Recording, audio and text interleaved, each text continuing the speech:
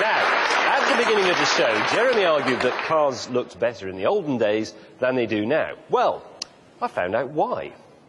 The 1970s were a desperate time for British cars. The workers spent all week on strike, and when they did turn up, they built rubbish. But this was also the decade when we were supreme in one area: boldness, risk-taking. This is the Aston Martin Lagonda, the most shocking car in the world in 1976, and to my mind, still the most shocking in 2003. Have you read in the paper recently about the explorer Sir Ranulph Fiennes? He had a triple heart bypass operation, and then he went and ran 7 marathons.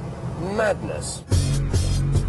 This car is Sir Ranulph Fiennes. It defies common sense in spectacular style. Back in the mid-70s, Aston Martin had just gone bust and been bailed out, so logically, they should have played safe with their next car. No silly risks. And then they did this.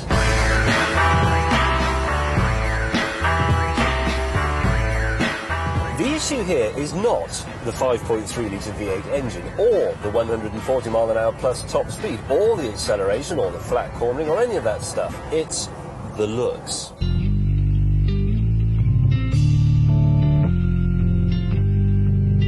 The man responsible for this car, one William Towns, locked himself away with a ruler and a pencil and designed it in just a month. He was obsessed with aerodynamics and wanted a very, very low nose. Now watch this. If I stand here, I'm looking down on the bonnet. Nothing remarkable about that. But if I do this, I'm still looking down on the bonnet, and this isn't a mid-engine supercar. This has got a whacking great V8 under the bonnet. It's a front-engine, 4-door luxury limousine. But if the exterior styling was daring, the interior was downright reckless. More blinking LEDs than a Casio factory. Look, it's touch buttons all over the place, all down here. It's almost as if the designer watched an episode of Blake 7 and then thought, aha. The problem, though, was that none of this stuff actually worked. The development cost for the electronics alone on the Lagonda came to 4 times as much as the budget for the whole car.